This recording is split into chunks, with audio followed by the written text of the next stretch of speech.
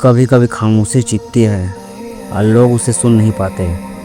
लेकिन कुछ लोग ऐसे होते हैं जो उसी खामोशी में छिपी सच्चाई को सुनते हैं, समझते हैं, और वही लोग सबसे ज़्यादा खतरनाक बनते हैं। ये कहानी एक ऐसी लड़के की है जिसने इंसानों के दिमाग की सबसे गहरी परतों को समझा और डार्क साइकोलॉजी के हथियार से लोगों के सोचने का तरीका बदल दिया। उसका नाम था ईश।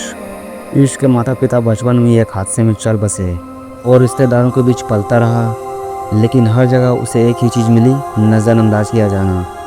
बचपन की यही ठोकरें उसके अंदर एक अजीब सी गहराई पैदा कर गई थी। वो ज़्यादा बोलता नहीं था, लेकिन बहुत कुछ समझता था।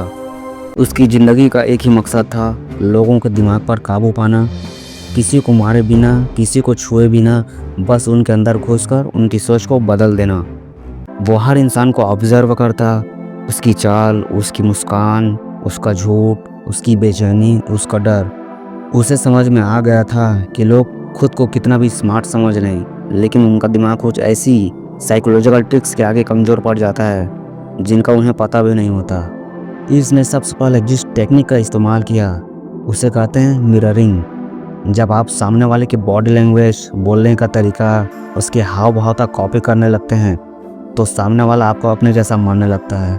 इंसानी दिमाग सबकॉन्शियसली उसे पसंद करने लगता है जो उसे अपनी परछाई जैसा लगे। स्कूल में उसने एक टीचर को नोटिस किया जो एक खास स्टूडेंट को बहुत ही पसंद करती थी। वो स्टूडेंट बहुत विनम्र, समझदार और शांत स्वभाव का था। इसने उसे देखा, समझा और ठीक वैसा ही बनने लगा। धीरे धीरे वो टीचर उसे नोटिस करने लगी। एक हफ्ते में ही उस टीचर का फेवरेट बन चुका था। अब उसने अगला कदम उठाया, foot in the door technique का इस्तेमाल करके। इस ट्रिक के मुताबिक अगर आप किसी एक से छोटी सी बात पर हाँ कहलवा लें तो आगे चलकर वो बड़ी चीज़ पर भी हाँ कहने लगता है। एक बार इसने अपने क्लासमेट से बस एक पेन मांगा, फिर कुछ दिन बाद उसी से होमवर्क करवाया और फिर उससे अपने लिए झूठ भी बुलवाया। वो हर हाँ के साथ उस लड़के को अपने जाल में और गहराई से फंसाता गया। इसके बाद आया तीसरा हथियार, इमोशनल हुक। उसने एक अकेली इंट्रोवर्ट लड़की सिया को टारगेट किया। उससे पूछा, क्या तुम्हें कभी लगता है कि लोग तुम्हें इग्नोर करते हैं? और बस उसने लड़की के सबसे बड़े डर को छू लिया। उसने कहा, तू सबसे अलग है, बहुत प्यारी है। सिया को ऐसा लगा जैसे किसी ने पहली बार उसकी आत्मा को समझा हो। ईश ने धीरे धीरे उसमें विश्वास पैदा किया और फिर उसकी कमजोरियों को अपना ताकत बना लिया। ये थी वल्नरेबिलिटी एक्सप्लॉयटेशन, डार्क साइकोलॉजी की वो तकनीक जो इंसानों को भीतर से तोड़ देती है और फिर उन्हें पपेट बना देती है। ईश अब अपने क्लास, अपने स्कूल और अपने आसपास के माहौल को कंट्रोल कर रहा था, बिना कोई आवाज़ किए, बिना कोई उंगली उठाए। वो लड़ाइयाँ करवाता था, अफवाहें फैलाता था, लोगों को रिश्ते तोड़वाता था और फिर सबको देखता था जैसे एक साइंटिस्ट अपने लैब में चूहे के ऊपर एक्सपेरिमेंट कर रहा हो। अब उसका अगला स्टेप था पावर गेम्स। कैसे वो बड़े लोगों के दिमाग को भी मैनिपुलेट कर सकता है, कैसे वो सिर्फ बोल कर लोगों से काम करवा सकता है जो वो खुद करना नहीं चाहते। उसने सोचना शुरू किया, अगर मैं इंसानों के बिहेवियर को पूरी तरह से डिकोड कर लूँ तो क्या मैं उन्हें अपने हिसाब से चला सकता हूँ? जवाब था हाँ। और अब इसका असली खेल शुरू हुआ। ईश ने अब एक बड़ा फैसला लिया। वो अपने स्कूल की सीमाओं से बाहर निकलकर शहर के पावरफुल लोगों को मैनिपुलेट करने की सोचने लगा। उसने सबसे पहले टारगेट किया एक लोकल नेता को। वो जानता था कि उस नेता की सबसे बड़ी कमजोरी क्या है, वो था वैलिडेशन। वो नेता हर समय चाहता था कि लोग उसकी तारीफ करें, उसे सराहें। ईश ने एलएनपी एंकरिंग का इस्तेमाल किया। उसने नेता से मुलाकात के हर पल को पॉजिटिव और आकर्षक बना दिया। उसने हर मुलाकात में एक ही परफ्यूम इस्तेमाल किया, एक ही तरह के कॉम्प्लीमेंट्स दिए और नेता को हर बार लीडर कर बुलाया। धीरे धीरे वो परफ्यूम, वो शब्द, वो हाव भाव नेता के दिमाग से पॉजिटिवली एंकर हो गए। अब जब भी वो ईश को देखता उसे अच्छा महसूस होता। अब आई असली चाल, गैस लाइटिंग। ईश ने नेता के दिमाग में धीरे धीरे शक का बीज बोया कि उसके आसपास के लोग उसे धोखा दे रहे हैं। वो छोटे छोटे झूठ बोलता, लेकिन बड़े विश्वास के साथ। सर, मैंने आपके पीठ के पीछे बुराई करते सुना।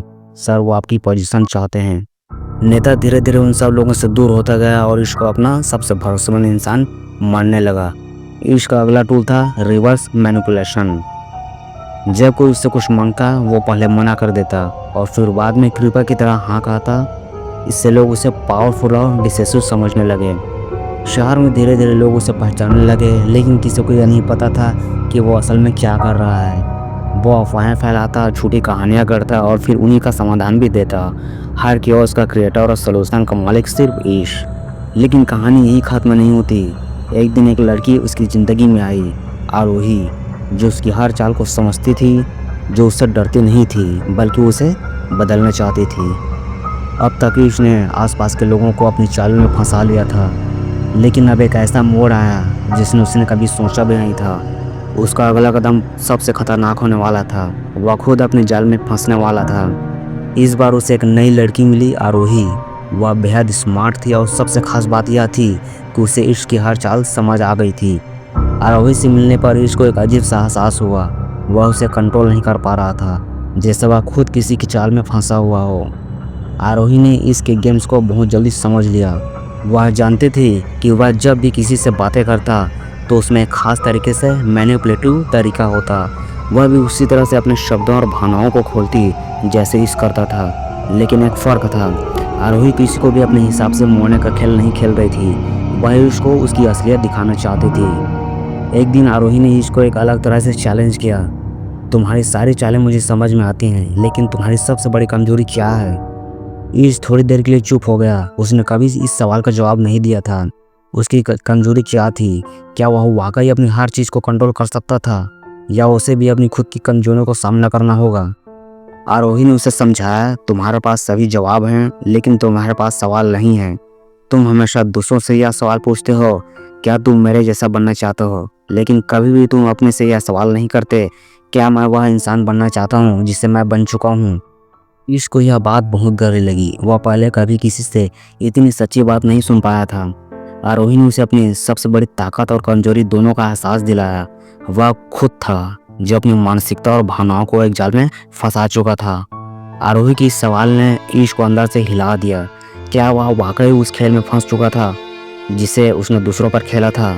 क्या वह भी मैनिपुलेटर के बजाय मैनिपुलेटेड हो रहा था?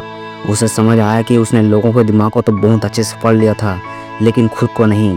अगले कुछ दिनों में ईश ने अपने आप को अलग नज़रिए से देखना शुरू किया। क्या वह वाकई अपनी सोच से बाहर निकलकर असल में सच्चा इंसान बन सकता है? क्या वह अपनी दिमागी चालों से बाहर निकलकर कुछ अलग कर सकता है? आरोही के साथ उसकी मुलाकातों ने उसे इस सवाल के सामने ला खड़ा किया। ईश ने जो कुछ भी सीखा था उसे अब एक नई डायरेक्शन देने की कोशिश की। उसने समझा कि कभी कभी दिमाग की गहरी चालों में फंसकर एक इंसान अपने असल स्वरूप को भूल सकता है, और यही वह पल था जब उसे खुद को बदलने का एहसास हुआ। लेकिन कहानी यही ख़त्म नहीं होती, इसलिए अगला कदम और ज़्यादा खतरनाक था। अभिष ने एक फैसला किया। वह खुद को पूरी तरह से बदलने के लिए तैयार था, लेकिन क्या वह इस सफ़र में अपनी असली पहचान खो बैठेगा? आइंदा जब शिकार शिकारी को पहचानता है। कभी कभी इंसान इतना चालाक हो जाता है कि अपनी चालों में फंस जाता है। ये सब बदल चुका था।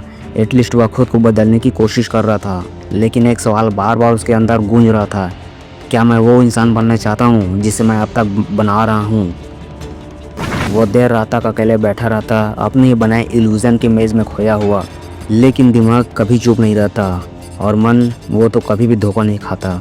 आरोही अब उसकी ज़िंदगी से दूर जा चुकी थी, लेकिन उसने जाते जाते इसको वह आईना थमा दिया था जिसमें उसकी असलियत छुपी थी। तुम सबका दिमाग पढ़ लेते हो ईश, पर क्या कभी दिल पढ़ा है? इस एक सवाल ने उसके सारे गेम्स, सारे मैनिपुलेशन, सारी स्ट्रैटेजीज़ को बेमानी बना दिया था। अब इसने खुद के भीतर उतरना शुरू किया। मैंने लोगों को डर को समझा, उनकी उम्मीदों को हथियार बनाया। मैंने लोगों को उनके ही खिलाफ इस्तेमाल किया और वे मुस्कुराकर मेरे पीछे चले। पर आज मैं खुद से आँख मिलाता हूँ तो मेरा ही चेहरा धुंधला दिखता है। Turn off table psychological reverse. एक दिन एक अनजान कॉल आया। हेलो, क्या आप ईश बोल रहे हैं? हाँ, कौन? मैं वो इंसान हूँ जिसे आपने कभी एक गेम में इस्तेमाल किया था, पर अब मैं गेम मास्टर हूँ। अब कहानी ने ट्विस्ट लिया।